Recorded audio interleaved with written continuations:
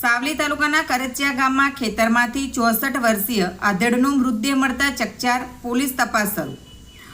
વડોદરા જિલ્લાના સાવલી તાલુકાના કરચિયા ગામમાં આજે એક ચકચાર મચાવનારો બનાવ સામે આવ્યો છે।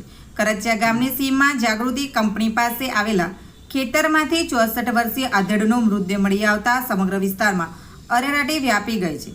પ્રાપ્ત માહિતી અનુસાર મૃતકની ઓળખ રમણભાઈ રૈજીભાઈ રાઠોડ, ઉંમર વર્ષ 64 તરીકે થઈ છે।